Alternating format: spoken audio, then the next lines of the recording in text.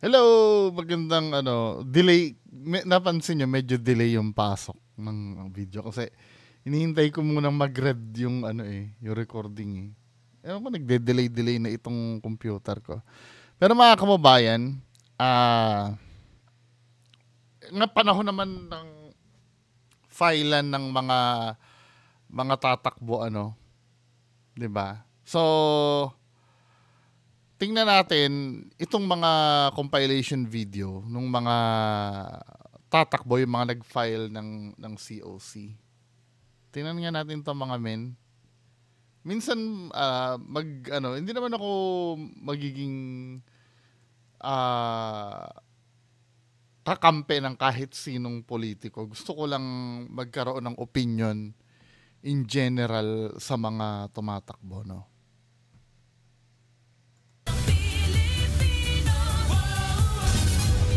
Mga kapatid, nagpatuloy sa ikalimang araw ang paghahain ng Certificate of Candidacy o COC. Dati bang artista ito? Itong reporter?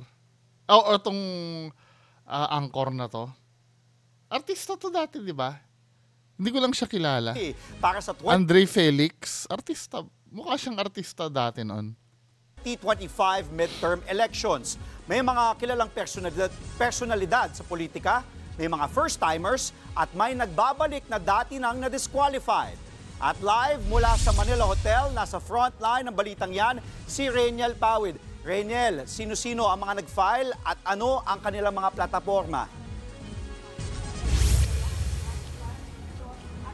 Jester, kahirapan nga ang pangunahing susolusyonan daw Siyempre. ng mga kandidato na naghain ng kanilang COC dito sa Siyempre, kahirapan. Yun ang maraming boto eh, di ba? Pag nakiliti mo yung mga mahihirap. Yun ang... Manila Hotel Tent City. Ang ilan nga sa kanila, sawa na raw sa luma at bulok na sistema ng politika sa bansa.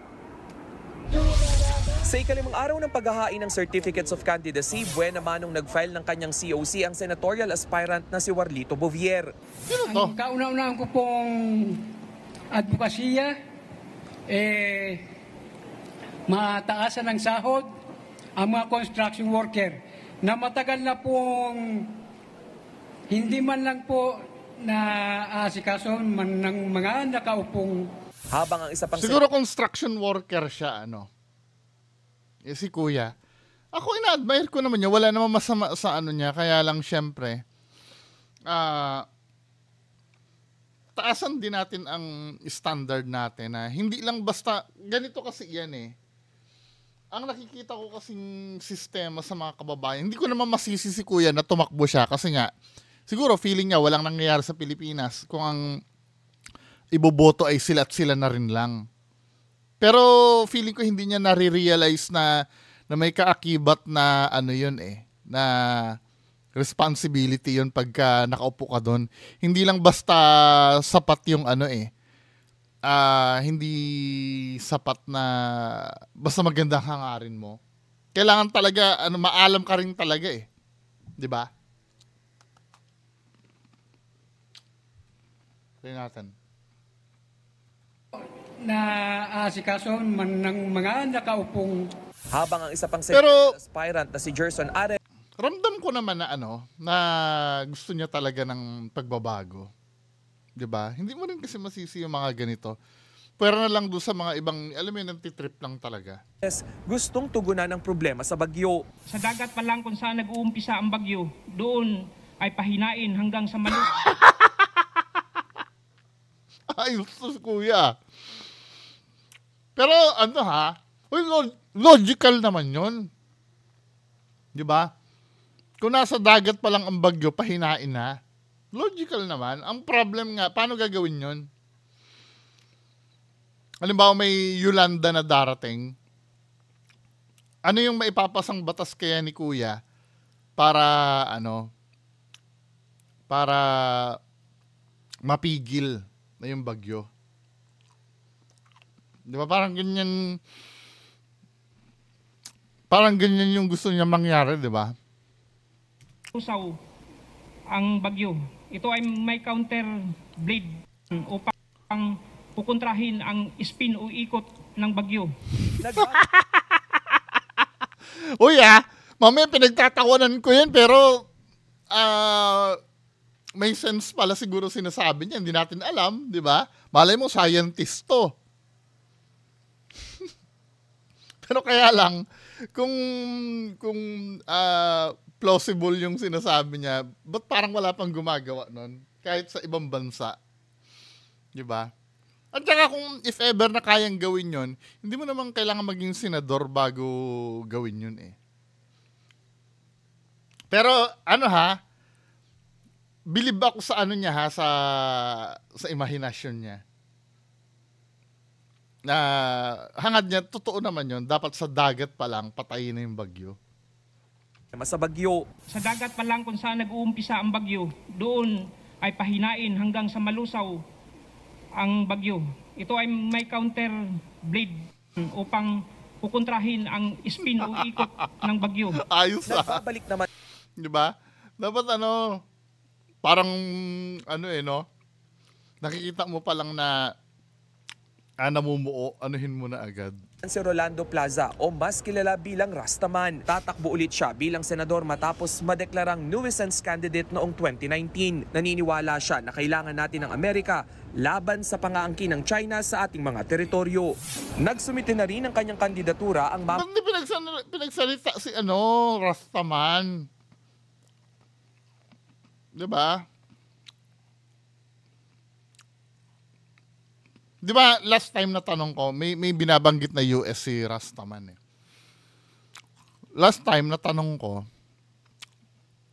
paano kaya ako naging teritoryo tayo ng US? Kasi di ba sinakop tayo ng US before? Paano kaya ako naging teritoryo tayo ng US?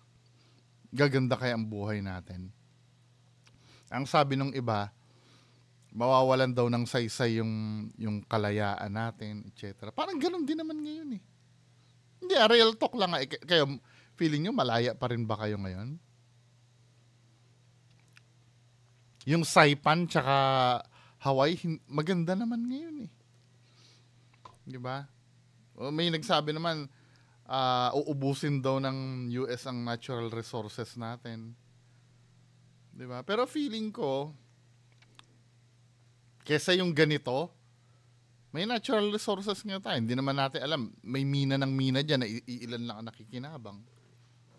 I don't know din Dapat talaga merong alternate universe na na pwede nating silipin. What if nagpasakop tayo kung ano itsura ng Pilipinas? Mamahayag na si Ben Tulfo. Magandang bagay raw ang posibleng pagkakaluklok nilang magkakapatid sa Senado. Senador na si Raffy habang nakatakda naman din mag-file ng COC si Erwin sa Tulfo Brothers. mga susunod na araw. First, may sarili-sarili kami pag-iisip. Okay? Now, independently, yes. May nakapagkwento sa akin. Itong mga Tulfo na to, di umano, hindi daw, yung katulad na napapanood natin sa sa TV. I don't know if it's true. Pero yung mga nagkukwento sa akin, mga reliable, na yung akala nyo mga bayani-bayani daw itong mga to. May din. Kaya nga hindi na rin alam kung sino yung pagkakatiwalaan eh. Diba? Yung parang nakaka-disappoint, katulad ni Raffy Tulfo, Pag napanood mo yun sa programa niya, yung pro mahihirap, tumutulong sa mahihirap. Pero in reality pala, ganon yung maririnig mo. Ayoko na sabihin kung baka mamaya mademanda ako nito mga to eh. Pero marami ako naririnig na hindi maganda dito. Na kung titimbangin mo, hindi siya worth it na na parang may sariling din. Lakad silang mga magkakapatid. O agenda. Diba? Pero so far, kayo, iiwan ko sa inyo, satisfied ba kayo sa ginagawa ni Raffy Tulfo? Sa Senado? Kung nasa-satisfy kayo, try nyo sa itong mga to, yung mga kapatid niya. Diba? Kung tatlo sila nandoon. I'm so sure papasok ito. Kasi ang reputasyon ng mga Tulfo, kilala talaga silang tumutulong sa mga naaapi, di ba?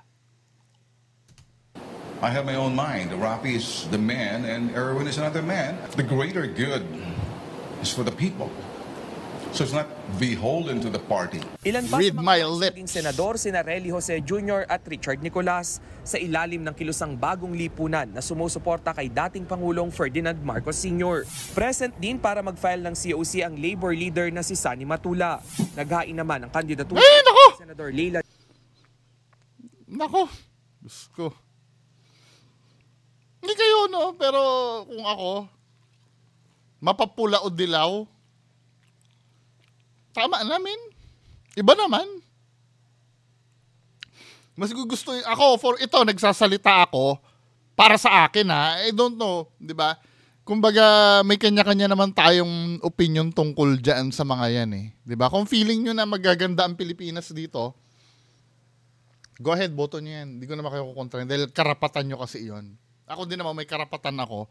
Ang hinahayag ko dito sa channel ko, malamang yung karapatan ko din. Pero bahala kayo, no? Basta dilaw or pula, or yung mga dati, mas matatanggap ko pa kung mga Tulfo pumasok kaysa mga to Sa totoo lang. Ang gagawin lang naman nito, maghigante lang naman sa ginawa niya. Sa ginawa sa kanya ng nakarang administrasyon Diba? Doon mauubos yung kayo, bahala kayo, no? De Lima para maging miyembro ng Kamara. Siya ang first nominee ng bagong lunsad na mamamayang Liberal Party list. Party list.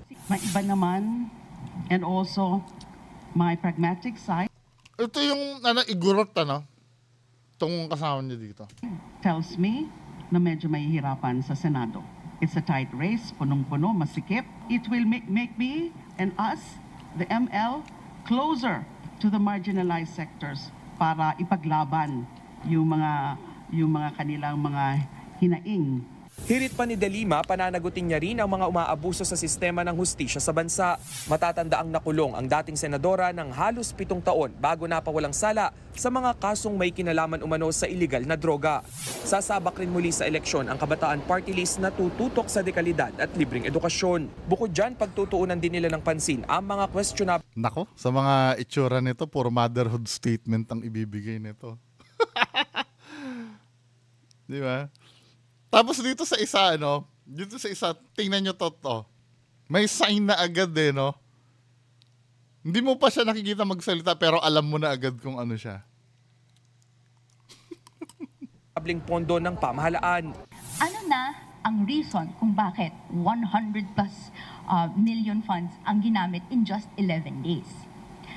Thus, patuloy na evasion of accountability, this betrayal of public trust. Woke ito si ate, woke.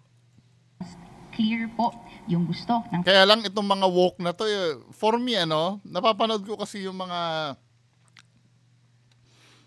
pahayag ng mga woke sa Amerika, parang sila pa yung nagpapagulo ng society Itong mga to. Diba? Hindi kayo, inuulit ko, kung gusto nyo iboto itong mga to, bahala kayo. Pero sa akin kasi, I don't know kung anong may offer nilang pagbabago sa Pilipinas. Pero, parang ang idadala lang nito, katoksikan lang Ang mga sisitahin lang nito, yung mga hindi naman dapat sitahin. Well, I do admire yung budget na sinasabi niya, kung ano man yun. Pero, di ba? Kayo, bahala kayo, no? Pero ako, feeling ko, kasi pagkatatakbo ka kasi, need mo ng track record talaga muna Siguro, ito may kinalaman na ito sa nag-SK na siguro to si ate before. Ano ba nangyari doon sa pagka-SK niya dati? Anyway, bahala kayo kung pero sa akin ayaw. Ang kabataan, gusto siyang matanggal sa kanyang posisyon. Hindi ba ito yung yung dilawan ito?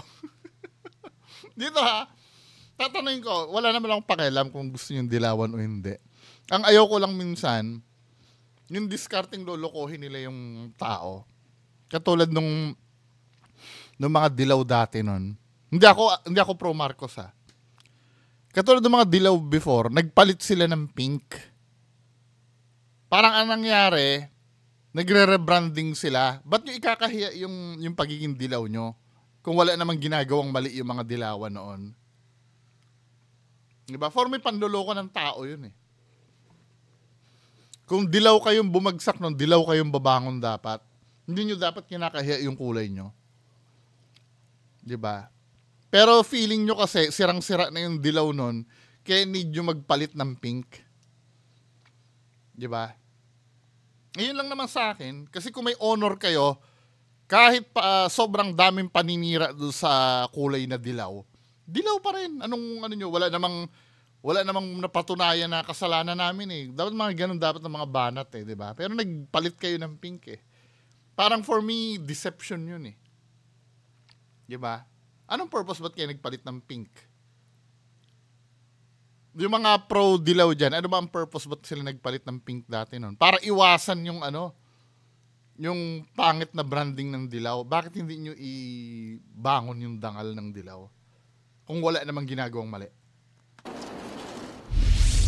Andre, sa pagtatapos nga ng filing, ikalimang araw ng filing dito sa 10th City, ay nagkaroon ng 12 na senatorial aspirant sa listahan ng COMELEC at 23 naman doon sa party list. Sabi naman ng COMELEC ay aasahan natin sa susunod pa na huling 3 araw ng filing ng COC ay asahan na nga raw yung nasa 100 pang magfa-file o maghahain ng kanilang COC sa party list side. Nabanggit din dito kanina sa katatapos lang na press con yung usapin doon sa pagtakbo muli ni dismissed Bamban Mayor Alice Go. At sabi nga nila, hintayin daw natin yung resulta ng ilan sa mga matataas na korte doon nga kung i-disqualify itong si Alice Go dahil yung COMELEC sinigurado naman na tatanggapin lang yung COC nitong Sigo as part of due process.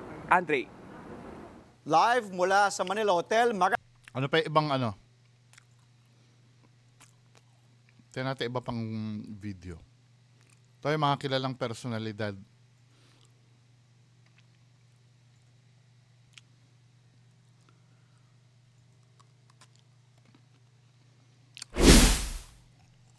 The second day of Si Lenny ba tatakbo? May nakita ako Lenny the filing of certificates of candidacy for the 2025 national and local elections has come to a close.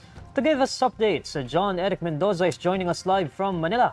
Eric, any prominent politicians and personalities who filed their COCs today? Yes, Neil, among those who filed their COCs today are incumbent and returning politicians. Re-electionist Senator Amy Marcos was joined by her mother, former First Lady Imelda Marcos. Amy? Okay ba to si Amy? Parang hindi ko, naging senador to, parang hindi ko naramdaman. Hindi naman porkit sa hindi ko nararamdaman, wala nang ginagawa. Okay ba to si Amy? Marcos supporters were also present to cheer Senator Amy. They were accompanied by a marching band. Pero feeling ko mananalo to. Medyo malakas to, maganda image nito for now eh. Diba? Maliban na lang kung bubuhayin na naman uli yung issue ng nakaw-nakaw ng pamilya nila, diba? And she remains in the nationalista party. May chance to, may chance. Begging off to be part of the administration's slate. However, Marcos pero parang hindi ko siya naramdaman. Answer if she is seeking the endorsement of Vice President Sara Duterte. Senator Lito Lapid and Senator Tito Soto. Tama na! Gusto niyo naman uli ba bumalik itong mga to? I don't know kay Lacson. Magaling ba si Lacson? I'm so sorry, hindi ako masyadong sa politics eh. Pero kung yung past, walang gaano nangyari sa Pilipinas. Katulad na itong dalawa, di ba? Tagal na nitong mga to siguro iba naman siguro. Kailangan natin sumugal sa mga bago eh. Pero wag naman nating pagsusugalan natin katulad ni Robin Padilla na na zero talaga ang nalalaman sa also filed their COCs after. Tito Soto or Lacson, medyo matatanggap ko pa pero ito.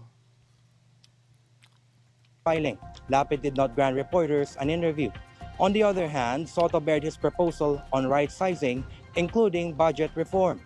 Meanwhile, Lacson said he is a perfect fit for the administration as a fiscalizer in the Senate. He was also asked if he would push for parliamentary courtesy for the office of the Vice President during budget hearings. Lacson said that while it's a time-honored tradition, there's no way for senators to be prevented from asking questions. As for party list Magdalo and a handful of nominees lodged mga ito may mga agenda lang to na ano eh. Na ang plano lang yan, manibak na mga dati nilang kaaway. Mauubos ang oras na nakakasibak. Kayo, pero inuulit ko ha, kayo pa rin kung gusto nyo. Ang sinasabi ko lang dito, yung sarili kong preference. Channel ko po kasi ito. Pero kayo kung gusto nyo, wala namang problema. Their certificate of nomination and acceptance today. Magdalo first nominee Gary Alejano said there's a big possibility for him to file impeachment complaint against Vice President Sara Duterte, just like he did to former President Rodrigo Duterte. Neil via COC filing also attracted curious personalities. A traveling enforcer, a man who claimed to be an heir to the Marcos family, and a woman who vowed to curse Comelec should it declare her a nuisance candidate, again joined today's event. The appearance of internet personality. May nagpapanggap daw ng Marcos na si FLM ba yan? Hindi yata tatakbo si FLM ngayon eh. Deo Balbuena, popularly known as Diwata, also came as a surprise. Balbuena is the fourth nominee of Vendor's party list. However, party list group could only win no more than 3 seats, making it unlikely for Balbuena to have a seat in the 20th Congress. Neil? Eric, meron lang akong katanungan. Kanina, pinapanood ko yung mga videos kasi after nila mag-file dyan ng COC, I believe, they are given the opportunity to say their piece and then maybe take questions from the media. And kanina, isa dun sa mga napanood ko na aspiring candidates mentioned na 2 beses na siyang tinatanggal ng Comelec doon sa final list ng mga kandidato sa eleksyon. And this is the 3rd time na tatakbo siya para sa pagka-senador. And na-mention niya, and she claimed that the reason given to her by Comelec for being removed from the official list of the candidates ay yung pagiging mahirap daw niya. Sinasabi nga niya kanina, ang supporters daw niya, siya ay mahirap para sa mahirap. So, kasi, actually parang hindi ako pabor dun sa rule na yan eh. May rule kasi ang Comelec na may kakayahan na magsagawa ng pangmalawakan na kampanya. 'Di ba? Isa sa rule ng Comelec yun eh. Dapat citizen ka ng Pilipinas. Kasi isa yan sa mga na ni-research namin nung kinukontra namin si FLM na tatakbo before.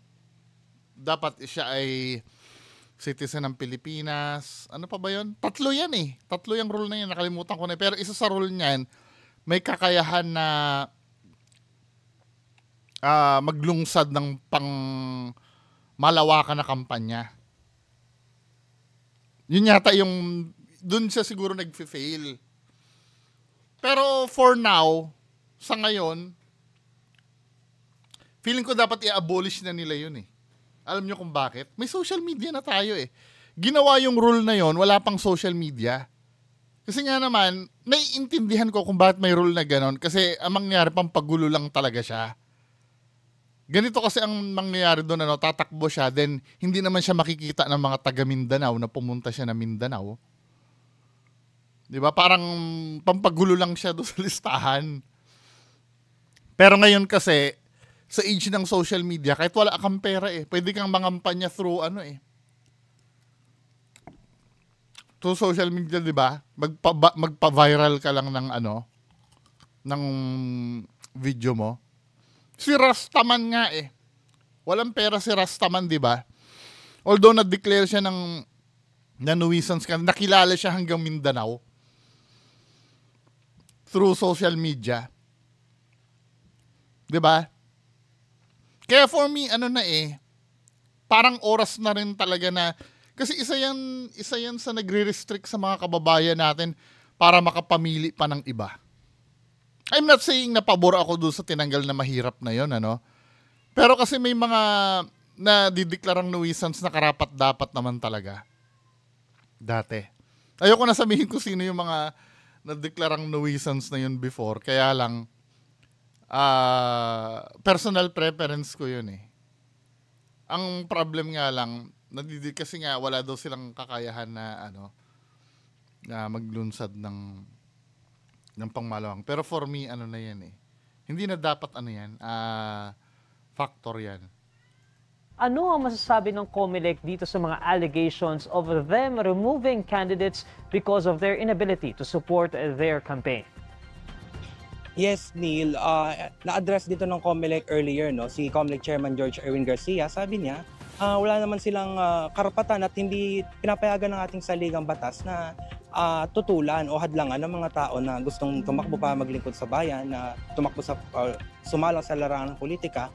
Pero kasi kailangan natin maintindihan, maraming limitasyon, di ba, na kailangan din silang isaalang-alang. Halimbawa, yung number ng kandidato, syempre, limitado ang number ng balota na pwedeng ilagay. So, hindi natin alam sa ngayon, hindi pa natin alam sa ngayon at aalamin pa natin itong exact. Nung nakaraan, ang daming senatoriables, di ba? Nung nakaraan, talagang hahanapin mo doon yung kung sino yung gusto mo. I don't think na yun eh. Aktong circumstances dito nga sa sinasabi mong kaso kung saan na siya daw ay disqualified dahil siya ay mahirap. Ngunit ang mga common kasi na dahilan kung ba't na-disqualify ang isang kandidato is yung inability to launch a nationwide campaign. So, syempre, alam naman natin kapag kailangan mo ng makinarya, kailangan mo ng pera, so mahirap tumakbo kung wala ka nga naman. Pero ang argument ko nga ngayon, age na ng social media ngayon eh. 'Di ba? Maaring sa social media may mag-sponsor sa kanya na, oy, punta ka dito, nagugustuhan ka namin, kami ang gagastos. Pagpunta ka dito sa lugar mo. Hindi na siya yung yung 'di ba, minsan magsasubmit ka diyan ng budget para sa campaign. Ito mga mahihirap na to, hindi naman ito yung milyones ang pwedeng halimbawa sponsor na plane ticket, punta ka dito ng pwedeng mangyari yon kasi yung mga Peking Ghost Hunter nga, di ba, na sponsor na pumunta na Manila. Yung pang mga may kinalaman sa bansa natin pag naniwala naman yung tao sa kanila, di ba? Official na sinabi na talagang barred ka dahil mahirap ka, Then, may mga ibang reason din kasi na ang exact term ng Supreme Court is yung putting mockery into our election system. Yan, pwede pa. Hindi kasi clearly pero sa FLM nakalusot dyan. Di ba? Defined kung ano ba yung sinasabi ng Supreme Court na mockery. So, it's now up to the COMELEC kung paano nila i-define yun. So, again, this is case-to-case basis. May mga candidates or may mga aspirants rather na inaakyat nila sa Supreme Court yan at kinakatigan sila ng korte. So, ayun, case-to-case basis ito at sa ngayon, aalamin natin kung ano ang exact circumstances na kumapaloob dito sa instance na ito, Neil. Kasi Eric, meron tayong tinatawag na nuisance candidates, no? So, paano ina-identify ba ng COMELEC whether an aspiring candidate is a legitimate candidate or a nuisance candidate? Alright, so meron kasing masasabi natin na hindi ganon ka-clear-cut yung distinction with the nuisance candidate dahil una, tulad nga na nabanggit ko kanina, itong operative word is making a mockery, hindi ba? So, sinabi na ng COMELEC na it's up to them to define the word mockery according to Chairman Garcia kanina. It's up to them. So, kahit na mockery yung ginagawa, hindi na disqualified kung ang tingin nila hindi mockery. Yun ang mahirap eh. Dapat may standard sila. Ano ba ang tinatawag na mockery? Kapag mukhang addict yung tatakbo or mukhang di ba, hindi malinaw yung batayan nila. Now, ano nga tayo dito? Anong tatakbo ni Lenny? The filing of candidacies for the Philippine midterm elections is deemed generally peaceful so far by the poll body. Former Senator Leila de Lima is among those who formalized her bid to return to politics Ano kay after Lenny? years in detention. Jeffrey Hernandez reports. Relatively fewer individuals filed their candidacy papers at the national level for the Philippines 2025 midterm elections. Nakita ko si Lenny Anong ginagawa ni Lenny? Relly Jose Jr. and Richard Nicolas also filed their COCs. While other senatorial aspirants, including Rolando Plaza, also known as Rastaman, highlighted their platforms. Jeffrey Hernandez, ABS-CBN News. The Philippine midterm elections next year will once more see political couples going against each other in areas including the capital region. Ara Perez tells us more. It's a family affair once more in Philippine politics for the 2025 midterm elections. Ang Malabon will make sure that the best couple will win. This is the statement of former Anwaray Party List Representative Bem Noel, who filed his candidacy as representative of the Lone District of Malabon. His wife, Josephine Noel Lacson, is the incumbent representative of the city, who will also run for mayor. They will be up against former lawmaker Ricky Sandoval, the husband of re-electionist Malabon Mayor Jeannie Sandoval. In Marikina, Mayor Marcelino Teodoro is running as 1st District Representative. In his potential return to Congress, he vows to push for an integrated national flood mitigation program. Teodoro will seek to replace his wife, Congresswoman Maan Teodoro. Umaga, nag-file na. Ayaw talaga mawala sa sa serbisyo. Pagkapayag niya kagabi. Tuwan natin yung kay Lenny. There were also ex-lawmakers, Trisha Bonoan David for the City of Manila's 4th District, Bingbong Crisologo for Quezon City's 1st, and Ray Malonzo of Caloocan's 1st District. Ang advantage doon is they can gather their support. Ba't yung mga congressman yan, parang hindi ko naman nararamdaman? Kasi most likely free yan. Even tomorrow, we are expecting some candidates na mag-file at we were informed na may Dudut Jaworski vowed to continue. Ano yan? Meantime, Pasig Mayor Vico Soto and Vice Mayor Dudut Jaworski vowed to continue reforms they implemented in the city. Pero magaling ito si Vico, I don't know kung totoo yung napapanood ko sa TV, pero so parang wala pa akong halos negative na may issue sa kanya 'di ba? Pero parang paninira lang. I don't know, dilawan to, 'di ba? Pero mukhang okay naman to si Vico. The first term, we started a lot of reforms. We introduced a lot of changes in the city. Nung una, hindi ako believe dito. Kasi baka mamaya, ito ay brasuhin lang ng kasi feeling ko nung unang tumakbo to, mukha itong walang balls Pero nung nakaupo siya, nakita ko naman talaga yung tapang na itong taon to. I don't know kung yun lang ang pinalabas ng mainstream media, pero to be fair naman, diba? Second term, we started to institutionalize. Third term, ito na siguro yung masasabi nating exciting part. Soto is reportedly up against the businesswoman Sara Diskaya. He earlier... Parang hindi ko kilala yun. Sabagay, hindi naman ako taga-lugar nila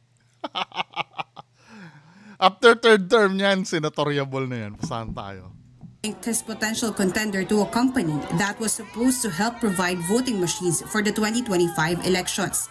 St. Gerard General Contractor and Developer Pasig to, Pasig. denied the claim. Jaworski, meanwhile, may be up against former Pasig Vice Mayor Iyo Caruncio Bernardo. In Makati, Luis Campos will aim to succeed his wife, Abby Binay, with Congress. Kikis niya yung yung kikis niya yung anak niya. Tamo. Creepy tinan mo, creepy. Will aim to succeed his wife as mayor, with Congressman creepy Kid Peña as his running mate. As for Caloocan, its 2nd district could soon be represented in the city council by actress Marjorie Barreto. Sando? Marjorie? With Congressman Kid Peña as his running mate. As for Caloocan, its 2nd district... Caloocan. Kita ito ni Olivia eh. Di ba Olivia? Shout out Olivia.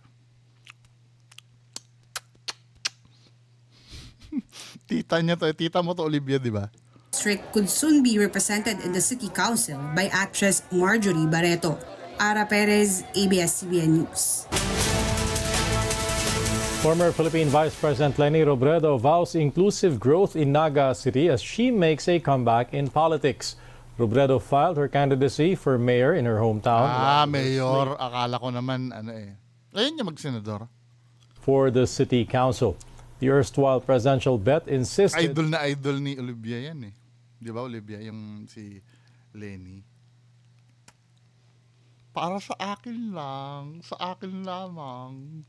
She's better suited for an executive position amid clamor for her to run as senator. Robredo also vowed not to use the office of Naga mayor for a new presidential campaign in 2028.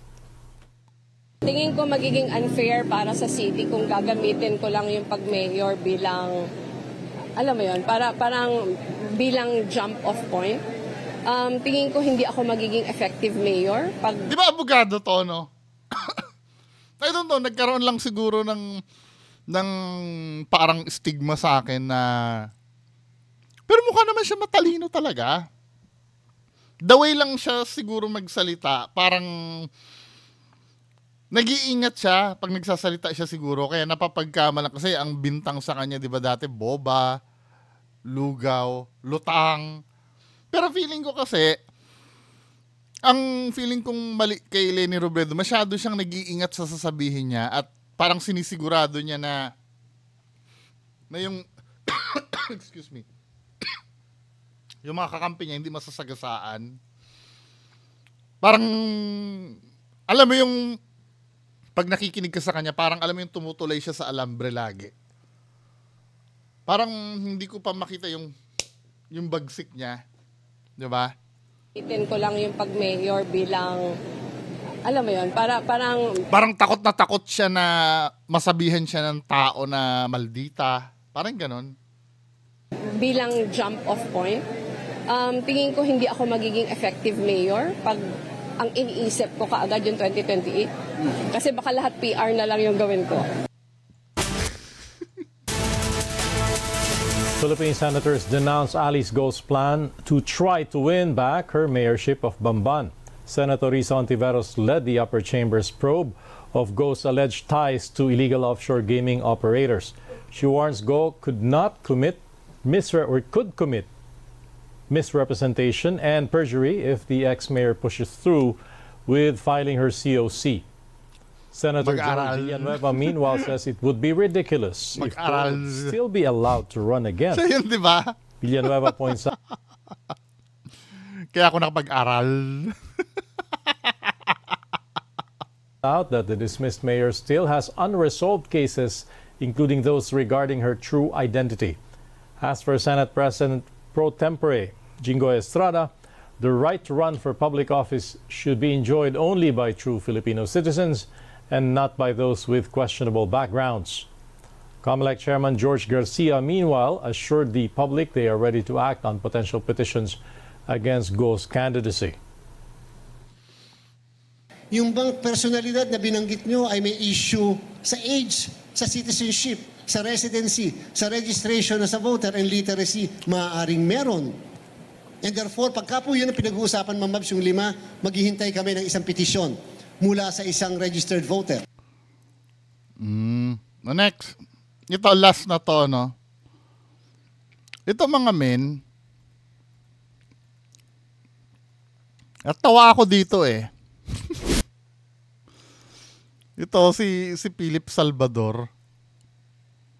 May nagtatanong nga pala sa akin, ano daw masasabi ko kay Rosemar. Meron na akong content doon mga men, yung kay Rosemar. Diba? Ito, si Philip Salvador, ano ba naman tayo Pilipinas? Diba? Sabagay, hindi pa naman boboto. Pero, diba? Ako na yung magsasabi, kahit kalayaan nyo pa na iboto tong taon to, huwag nyong iboto. Magiging Robin Padilla to lang yan eh. Okay lang po. This time makikialam ako sa kalayaan nyo. Kabagay, wala rin naman ako magagawa kung nasa puso niyo si Philip Salvador, ano? Di ba? Pero this time...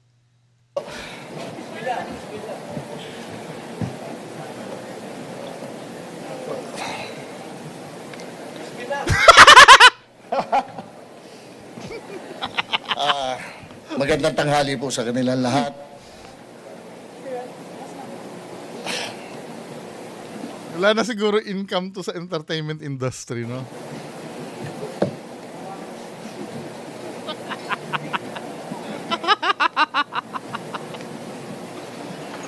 This is bullshit. Marapatin niyo po.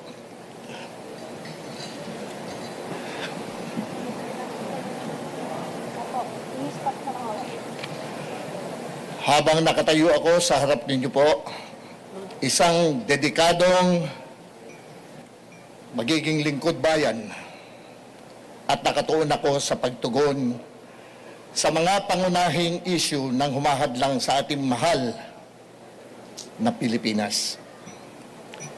Ang aking pong plataforma ay nakatuon sa kapayapaan o peace and order. Peace and order po, palalakasin ko ang ating ahensya ng pagpapatupad ng batas upang matiyak ang kaligtasan ng publiko tulad ng pagdadagdag ng budget para sa modernization ng ating mga kapulisan at kasundaluhan. Itataguyod ang mga programang nakabatay sa komunidad upang mas mapalakas ang kooperasyon ng publiko at pribadong sektor para sugpuin ng kriminalidad at susuportahan ang mga epektibong programa sa rehabilitasyon ng droga upang mabawasan po ang krimen. Actually, hindi naman masama yung plataforma niya. Kaya lang, doon tayo sa question and answer, lahat naman ng mga dyan, magaganda naman ang hangarin eh. Dito tayo sa... Sir, excuse me po. Sa tanong. Time's up. 2 minutes na po. I-wrap up ko na lang po. Sige po. Thank you. Time's up. Yan po ang aking plataforma. Ako po'y naniniwala na marami pa rin pong mga pulis na matitino. At huwag nyo lamang hong lalaliman ang inyong mga tanong. Nakaready na ako. Nico? Yes, Nico. Nico Bagsig. Magandang umaga po, sir. Sir, na-mention niyo po dyan po sa speech niyo na you're in favor of rehabilitation po when it comes to the drug addicts po. Does this mean na you don't agree po with the war on drugs of former President Rodrigo Duterte na libo-libo po yung napatay? Ay, hindi po. Ako po'y naniniwala doon sa ginawa niya kasi nakabuti dito sa atin. Pero ngayon po, ang sa akin naman, bigyan din natin ng pag-asang ma-rehab yung mga addicts. Kasi po, maski na mga addicts yan, meron pa rin pamilyang nagmamahal sa kanila. Bigyan din natin ng pag-asang makabalik sila sa lipunan. Follow-up na lang po, sir. Paano po natin sila mabibigyan ng pagkakataon na makabalik sa lipunan at rehabilitate kung napatay na po? Kung napatay. Wala naman po ako sinasabing papatayan eh. Ang sinabi ko po, hindi, medyo parang ginagawa siyang tanga ng reporter, Kahit na, kasi paano kung napatay na daw yung mga addict daw. Ang common sense na lang, sa isang reporter kasi ang ginagawa niya minsan, mamiloso po na lang eh. Ang tinutukoy kasi dito yung addict na as in buhay pa. Common sense na lang naman yun. May mga rehab naman talaga para sa mga addict. 'Di ba? Parang tanga na din naman yung reporter. Parang hindi ko rin naman, kahit ba naman na ayoko dito kay Philip Salvador, tanga din naman yung tanong. Hulihin at parehab. Hulihin sila para mabigyan sila ng pag-asa. Sobra naman yung tanong na yun. Kailangan, sa akin ho kasi, ayoko nung hinuli ko, pinatay ko. Ayoko nang ganun. Gusto ko mabigyan sila ng pag-asa. At tingin ko naman po, tama din yun aking sinasabi. Kung mali po, patawarin niyo ako. Hindi naman ako doon sa reporter. Anyway, mga kababayan, yan lang naman yung Parang tanong ng tanga yun eh. 'Di ba? Ang pinag-uusapan dito rehab. Tapos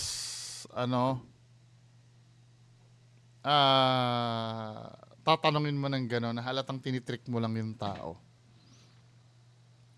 Jimmy Bondoc, Senator? Ano ba to? Candidate for Senator, Sir Jimmy Bondoc. Pero alam ko politician na itong Jimmy Bondoc na to, before.